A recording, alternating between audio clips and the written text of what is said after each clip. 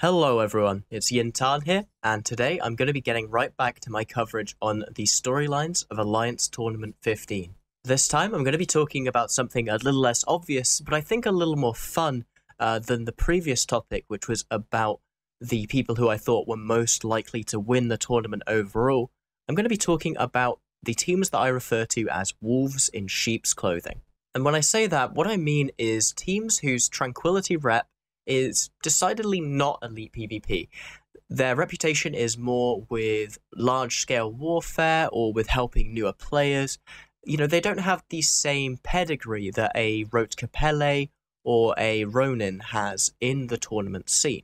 And yet, despite this lack of natural proclivity towards fighting that is reminiscent of the Alliance tournament, they all have a history of good runs within the tournament. In fact, most of them have been able to threaten upsets against Tier 1 or Tier 2 teams, so that's people who are in contention for the top 8 or top 16 of the tournament overall, and that typically means very, very good teams. But the reason I love these teams so much is because they're always very innovative. You know, not always with composition, some of them just have very interesting ways of leveraging typical compositions that have been used throughout the tournament. But it just means that whenever you watch them, it's never dull. They're always carried by some weird decision or some very interesting play patterns or just an interesting composition. And that makes them never dull to watch and the perfect dark horse to root for. If you want to watch a team that's going to be interesting to watch during the first couple of weekends and that is going to still face challenges unlike some of the contender teams, then look no further than these teams. The first team I want to talk about here is the Phobe Freeport Republic, a group known for trying to reach out amongst the stars in the wake of the jump fatigue nerf and start up a bunch of Freeports in people's undefended space. A wonderful initiative that sadly fizzled out when faced with the realities of actually holding those Freeports. Still, their AT team has done anything but fizzle out, having come top 8 in AT14, despite losing members from their previous epic run in AT13.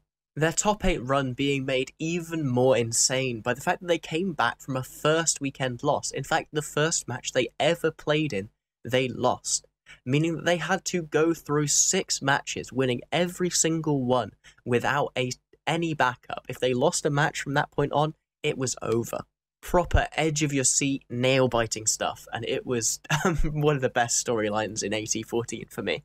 Still, their dreams of a top 4 placing were scuppered by Exodus, which is a very, very strong tier 1 team that I hope to eventually get to talking about, and I expect I'll have time as I personally predict they're going to make it to the top 8 again this year. Their strengths really seem to lie with their strong teamwork and very refined execution of standard comps. They're almost like a mini Hydra in that sense. However, unlike Hydra, they lack that theory crafting edge to really push them over the top into a kind of top 4 team, and they also don't have the metagaming that PL traditionally brings. If PFR can bring something like that to the table this year, I reckon they will certainly be in contention for, if not a top 4, at least a top 8 repeat. One especially pertinent question, however, is can they avoid another first weekend loss and make a run through the winners bracket this year?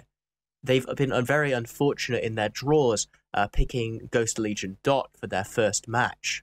That means that PFR finds itself pitted up against probably the second best newcoming team this year, just underneath Skill Yourself, and that just makes that match a highlight of day 1 for me. I absolutely encourage everyone to go and watch that match.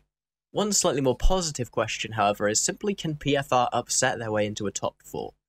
I don't think they're going to be able to do it purely on their own skill. It's going to take a mistake from one of the top tier teams to let them in there, but I think it's only going to take one mistake, one boundary violation, one misread of what comp PFR is going to bring in order to let them sneak their way into that final weekend and potentially into the top 4.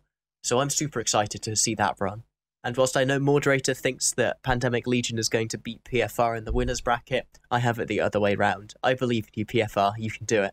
One final question that's hanging over PFR, however, is very worrying for them, and that's will mid-card teams see the pattern of how they win and how they lose and try and surprise PFR, whenever mid-card teams have tried to fight PFR in that execution axes or that teamwork axes, they've always lost because PFR is so good at that. But if they bring something out of the box and they try and just out-meta or just surprise them, I think it's going to put PFR in some hot water. So it'll be interesting to see if any teams pick up on that and try and take advantage of them. Next up, I'm going to talk about Brave Collective, which is the alliance that's formed around the Brave Newbies Corporation. And if the name hasn't tipped you off, they're primarily a new player-focused organisation. Brave Collective had a fairly middling run last AT, coming top 32, but losing to two very, very strong top 16 teams, Afterlife and Peasty Syndicate. But they showed a lot of promise during this run, and they've been practicing hard pretty much ever since, judging by the amount of times Yukiko has mentioned his AT practice. But their rough edges absolutely cannot be denied. They have a lot of problems with being able to fill out good pilots in good compositions, simply due to some SP limitations, and also to some degree due to theory crafting limitations. They don't seem to have the hardest possible grasp on exactly how certain meta comps are being used. Their biggest strengths really lay with their conservative playstyle, however. They were very reserved and were happy to let the enemy make the first mistake and then try and capitalize on that. And this is something that was enabled by them having a relatively high skill logistics pilot.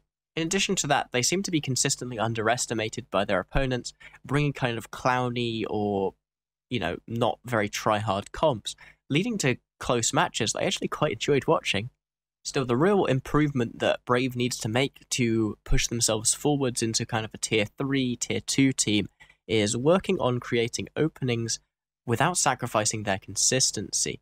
And in order to do that, their logistics pilot is going to have to keep giving the same all-star performance as they gave previously. Go and watch the Brave Collective versus Peasty Syndicate match from AT14 and tell me that is not some amazing logistics work. And then what I imagine Brave's biggest hope has got to be is, can they battle their way through probably the loser's bracket to get to a top 16 spot? Given how much stronger the field is this year, and simply the fact that they're on a harder side of the bracket, almost guaranteed to face Tuskers in round 3, even if they do beat the other opponents who are no laughing matter, it's going to be a long shot for the Alliance. But still, I'm going to enjoy watching them try and get there. The third and final team I'm going to be talking about today is Test Alliance Please Ignore, which is ostensibly a Reddit-based alliance, who are, for many reasons, almost universally beloved by analysts within the Alliance tournament. They're unfortunately coming off a very shaky AT14, being knocked out in the first weekend, which is something unusual for the team.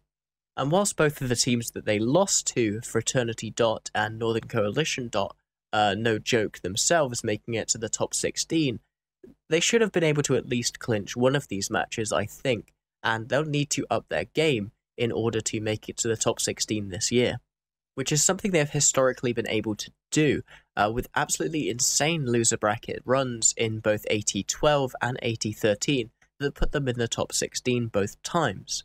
In fact, they're a perfect gatekeeper team, and are often referred to as such by commentators, because if you can beat Test in the losers bracket, you're a top 16 team at worst.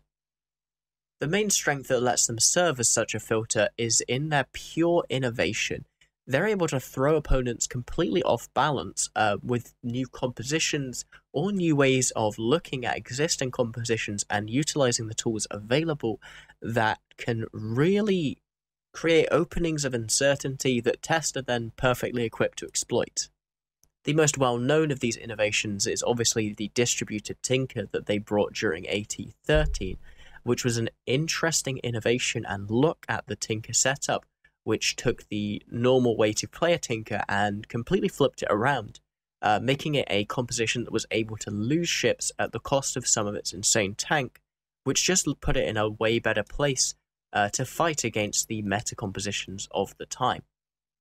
They have shown weaknesses in execution, however, that Tier 1 teams have been consistently able to exploit, which is why they serve as such a filter. If you're a Tier 1 team, you can almost certainly just outplay them, and you'll probably have a good idea of what they're doing with these innovative compositions.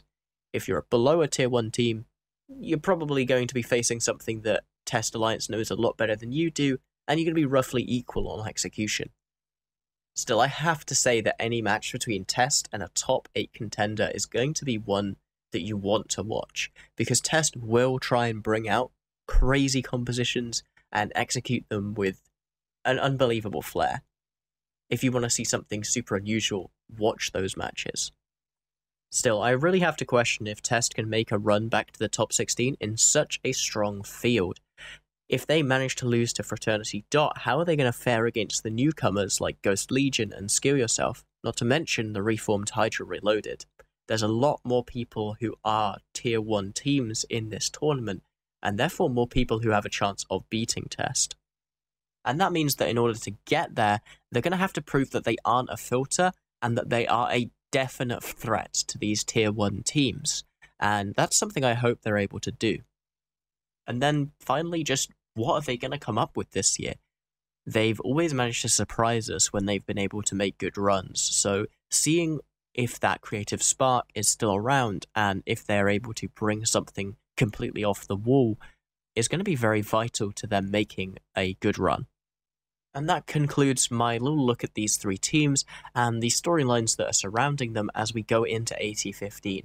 There's only a day until this thing kicks off, and I am super excited.